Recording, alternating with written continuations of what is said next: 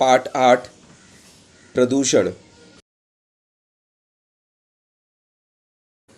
तीनों चित्रों का ध्यान से निरीक्षण करो। इन चित्रों के माध्यम से आपको पर्यावरण की विविध समस्याएं दिखाई दे रही हैं। पर्यावरण में ये समस्याएं क्यों निर्मित हुई? पहले चित्र में जल प्रदूषण दर्शाया गया है। नदी अथवा बहते हुए पानी के किनारे अनेक कारखाने स्थित हैं। कारखानों से निकलने वाला विषैला गंदा पानी बिना किसी जलोपचार के बहते हुए पानी में छोड़ दिया जाता है। इसी प्रकार कारखानों से विषैली गैसें हवा में उत्सर्जित की जाती हैं। इससे वायु प्रदूषण उत्पन्न होता है। दूसरे चित्र में एक कार से अत्यधिक धुआं निकलता हुआ दिखाई दे रहा है। तीसरे चित्र में ऊष्मीय विद्युत निर्मिती केंद्र से अत्यधिक गैस वातावरण में छोड़ी जा रही है। इन सभी चित्रों में एक वास्तविकता दिखाई दे रही है कि किसी ने भी पर्यावरण संरक्षण की जिम्मेदारी नहीं ली है। मानव के संवेदनशून्य स्वभाव के कारण प्रत्येक पारितंत्र अत्यधिक प्रदूषित हो गया है। इस समस्याओं को हल करने के लिए क्या करना होगा? सभी प्रकार के प्रदूषण को नियंत्रित करना ही एक महत्वपूर्ण पहलू है। मानव केवल आर्थिक विकास के बारे में ही सोच रहा है। इस कारण प्रदूषण खतरनाक स्तर पर पहुंच रहा है।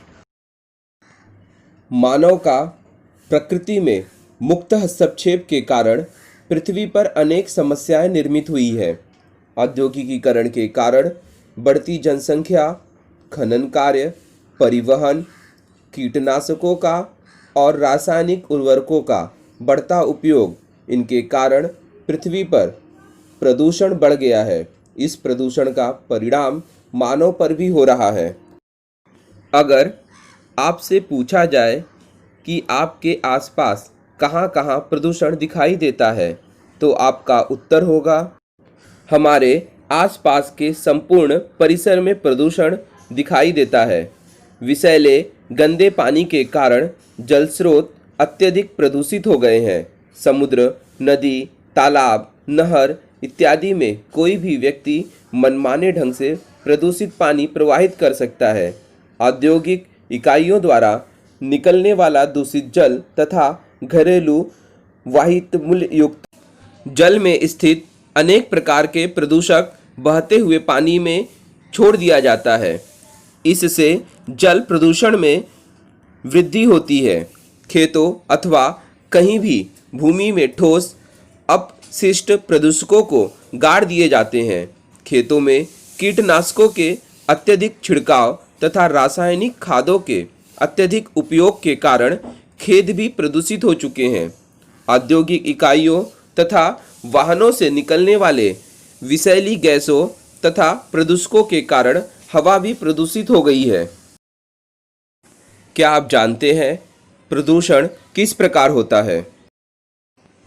कुछ प्रदूषण प्राकृतिक कारणों से उत्पन्न होता है। उदाहरण के लिए आंधी, तूफान, वनों का दावानल, ज्वालामुखी का विस्फोट इत्यादि प्राकृतिक कारणों से भी प्रदूषण फैलता है। परंतु बड़े पैमाने पर तथा नियमित रूप से प्रदूषण मानवीय गतिविधियों के द्वारा अधिक फैलता है। प्रत्येक परिस्थितिकी में मानव निर्मित प्रदूषण का प्रसार हुआ है। जब हम अपनी इच्छा के अनुसार औद्योगिक उत्पाद निर्मित करते हैं, तब अनेक खतरनाक पदार्थ प्रदूषकों के रूप में पर्यावरण में मिश्रित हो जाते हैं। इसके कारण हवा, पानी और भूमि में भी प्रदूषण फैलता है। परिसंस्था के प्राकृतिक कार्य में रुकावट उत्पन्न करने वाले अजैविक तथा जैविक घटकों पर वनस्पति, प्राणी और मनुष्य, इन पर हानिकारक परिणाम करने वाले घटकों को प्रदूषक कहते हैं। प्रदूषक अत्यंत खतरनाक होते हैं। इनके कारण सभी सजीवों पर हानिकारक प्रभाव पड़ता है। प्रदूषक प्राकृतिक उसी प्रकार मानव निर्मित होते हैं। प्राकृतिक प्रदूषक प्रकृति नियमानुसार कालांतर में नष्ट होते हैं। इसके विपरीत मानव निर्मित प्रदूषक नष्ट नहीं होते। ऐसा क्यों कहा जाता है कि हवा विभिन्न गैसों की समांगी मिश्रण है? हवा अनेक गैसों का मिश्रण है। हम गैसों को नहीं देख सकते, परंतु विभिन्न पद्धतियों के द्वारा अनेक गैसों को हवा से पृथक किया जा सकता है। अतएव हवा विभिन्न गैसों की समांगी मिश्रण है। ईंधन के दहन के द्वारा हवा में कौन कौन सी हानिकारक गैसें मुक्त होती हैं?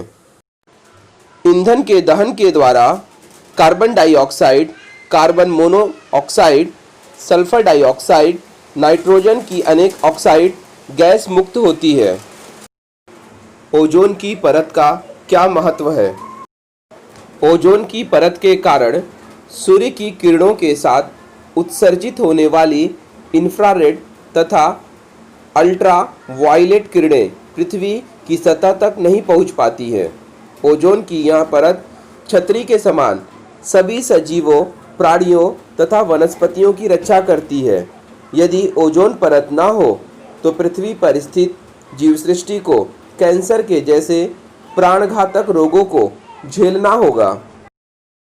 ओजोन की परत में कमी आने का क्या कारण है? हवा में स्थित क्लोरोफ्लोरोकार्बन नामक प्रदूषक के कारण ओजोन के अणु क्षतिग्रस्त हो जाते हैं।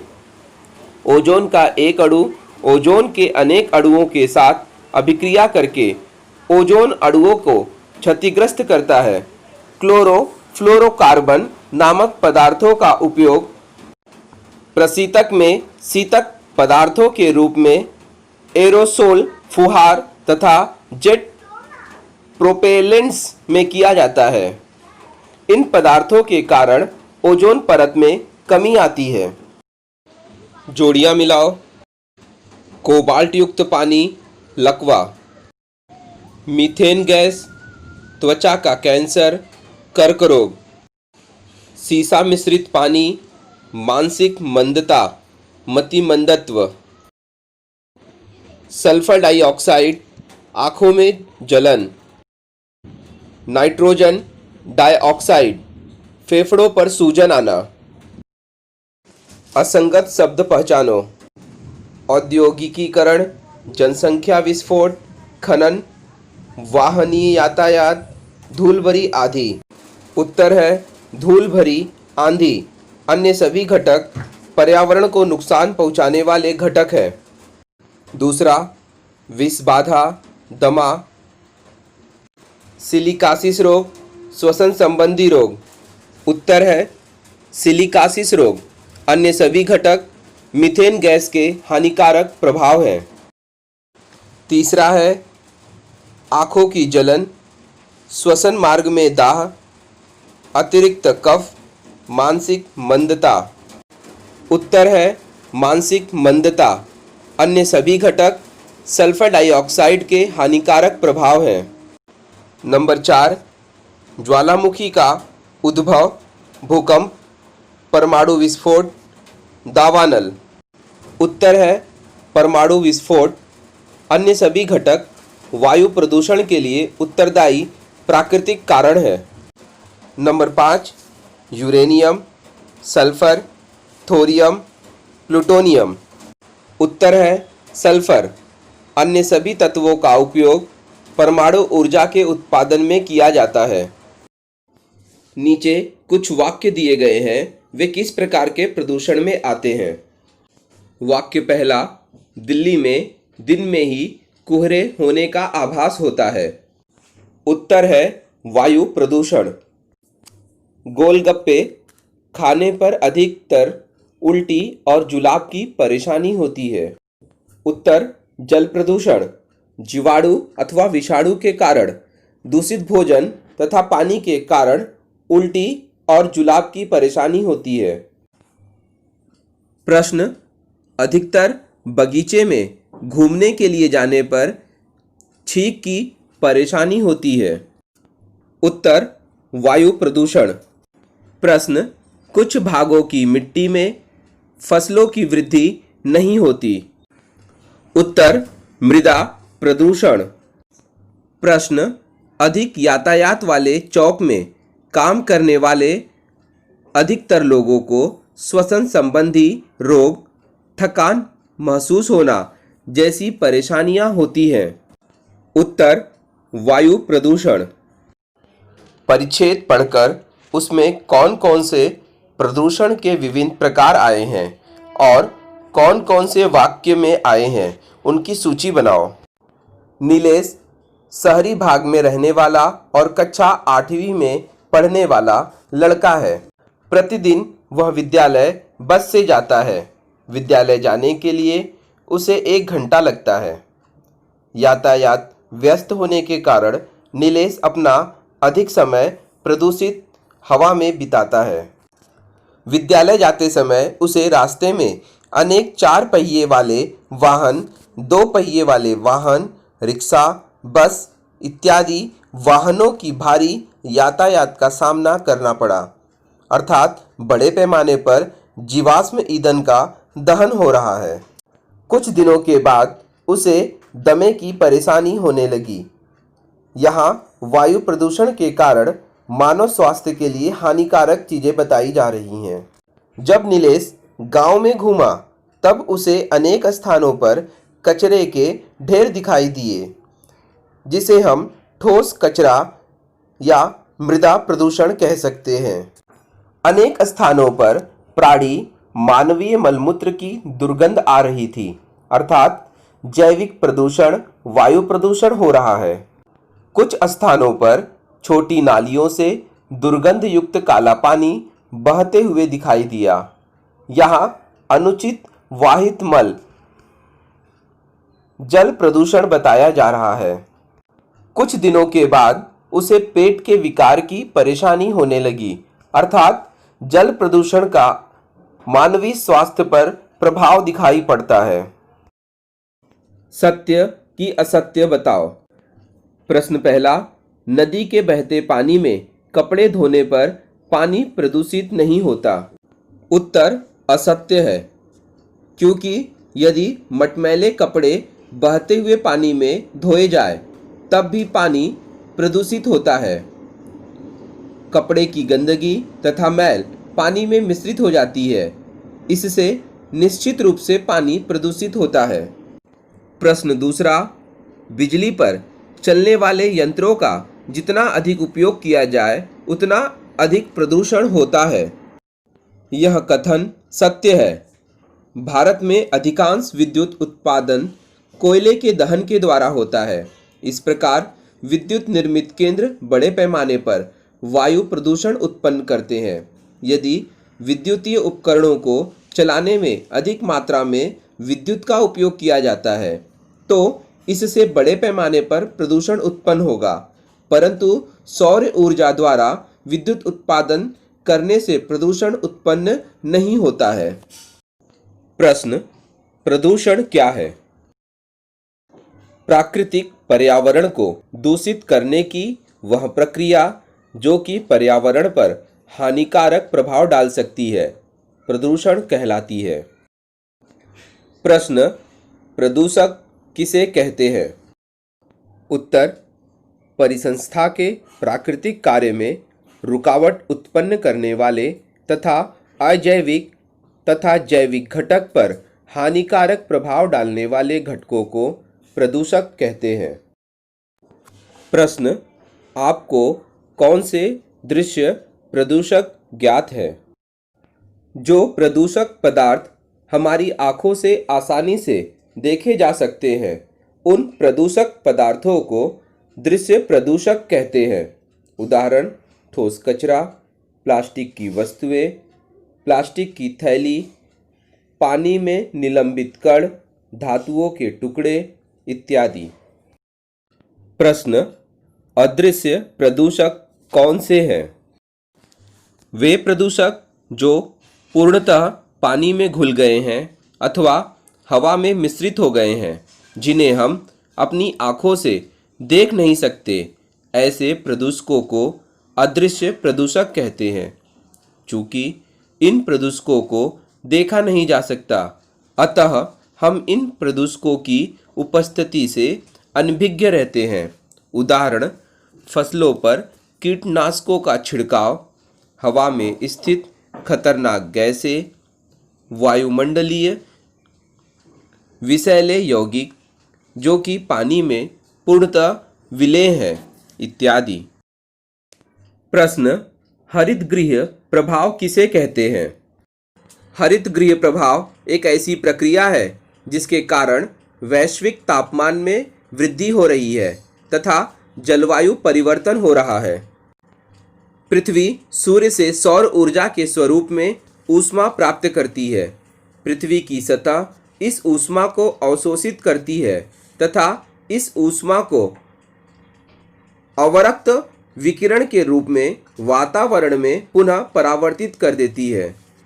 इस परावर्तित ऊष्मा में से कुछ ऊर्जा सीधे अंतरिक्ष में चली जाती है, परंतु प्रदूषण के कारण वातावरण में CO2, CH2 तथा पानी की वाष्प की एक परत बनी हुई है। यह परत परावर्तित ऊर्जा को अवशोषित कर लेती है।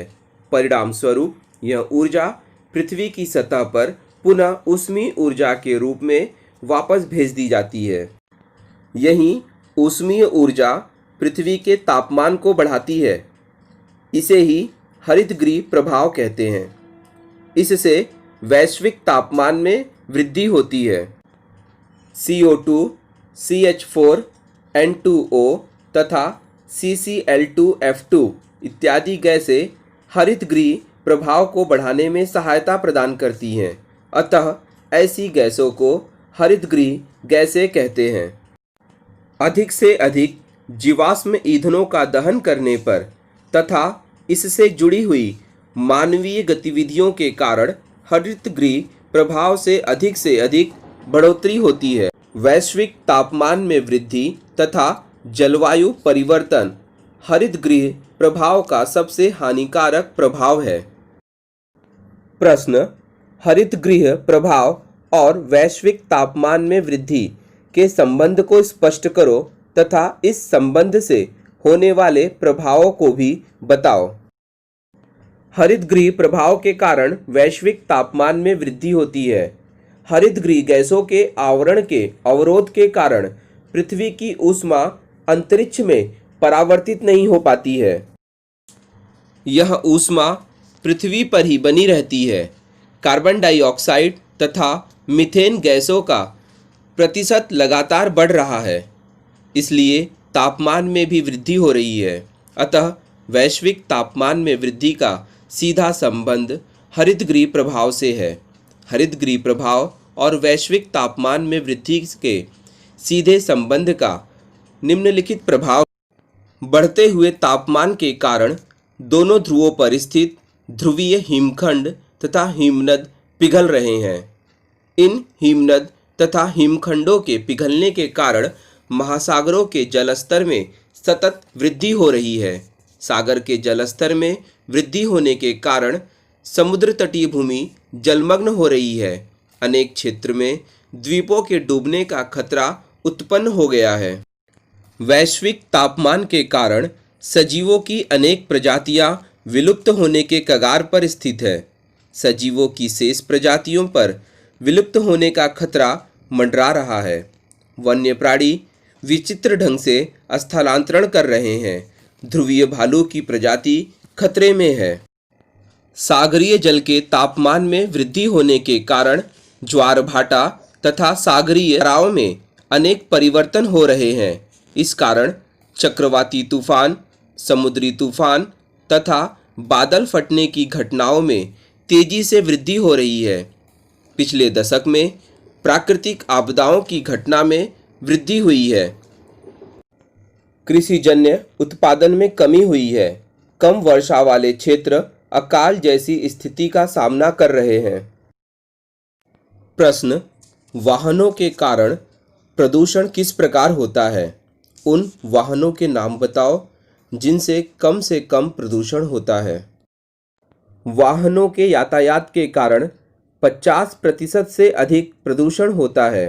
स्वचालित वाहनों द्वारा उत्सर्जित गैस में कणिकामय पदार्थ, अज्वलनशील हाइड्रोकार्बन CO2, नाइट्रोजन ऑक्साइड तथा कैंसर रोगाकार हाइड्रोकार्बन विद्यमान होते हैं। स्वचालित वाहनों को चलाते समय पेट्रोल, डीजल, प्राकृतिक गैस, गैसोलीन इत्यादि जीवाश्म ईंधनों के दहन से स्वचालित वाहनों से CO2 तथा अन्य गैसों का उत्सर्जन होता है।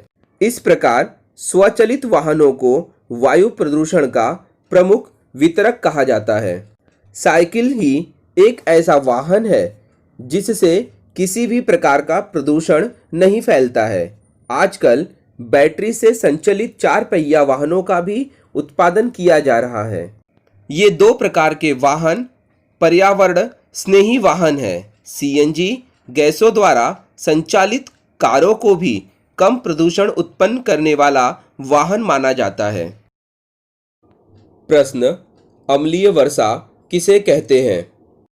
जब वर्षा के पानी में नाइट्रिक तथा सल्फ्यूरिक अम्ल की हानिकारक मात्रा विद्यमान होती है, तब ऐसी वर्षा को अम्लीय वर्षा कहते हैं। कोयला, लकड़ी, पेट्रोल इत्यादि जीवाश्म ईंधनों के ज्वलन से नाइट्रोजन ऑक्साइड तथा सल्फर ऑक्साइड गैसें मुक्त होती हैं। यह सभी गैसें हवा में मिश्रित हो जाती हैं। चूँकि यह सभी ऑक्साइड पानी में विलेय है, अतः यह सभी ऑक्साइड वर्षा के पानी में घुल जाते हैं। जल वाष्प में बड़े पैमाने पर नाइट्रोजन तथा सल्फर ऑक्साइड के घुलने से नाइट्रिक अम्ल, नाइट्रस अम्ल, सल्फ्यूरस अम्ल तथा सल्फ्यूरिक अम्ल निर्मित होते हैं। ये अम्ल धुएं, वर्षा की बूंदों तथा हिमकणों में मिश्रित हो जाते हैं। इससे इनकी मूलभूत संरचना में परिवर्तन हो जाता है तथा अम्लीय वर्षा के स्वरूप में ये सभी भूमि पर गिरते हैं। अम्लीय वर्षा के निम्न प्रभाव हैं: मिट्टी तथा जल स्रोतों की अम्लीयता में वृद्धि होना, वृक्षों को क्षति पहुंचना, वन्य जीवन तथा मछलियों के लिए पानी अनुपयोगी हो जाता है। अम्लीय वर्षा के कारण इमारतों, मूर्तियों, ऐतिहासिक धरोहर, पुल, धातुओं की मूर्तियों तथा तार की बाड़ों इत्यादि का क्षरण होता है। इस प्रकार अम्लीय वर्षा से हमारे राष्ट्रीय संपत्ति को नुकसान पहुंचता है। अम्लीय वर्षा से कृषि तथा कृषि से संबंधित भूमि, खेतों पर बुरा प्रभाव पड़ता है। प्रश्न, वायु प्रदूषण के कोई भी 4 प्रतिबंधात्मक उपाय बताओ। वायु प्रदूषण के 4 प्रतिबंधात्मक उपाय। कारखानों से बाहर निकलने वाले धुएं में अनेक प्रकार के प्रदूषित कण पाए जाते हैं। इसके लिए प्रदूषण को नियंत्रित करने वाले यंत्र का उपयोग अनिवार्य करना, उदाहरण निरोधक मंत्रावली, छन्नक यंत्र इत्यादि का उपयोग करना। शहरों में दुर्गंध फैलाने वाले अपशिष्ट पदार्थों का उचित ढंग से निपटारा करना। परमाणु परीक्षण, रासायनिक हथियार के उपयोग पर नियंत्रण करना तथा प्रतिबंध लगाना। CFC के निर्मित पर प्रतिबंध लगाना।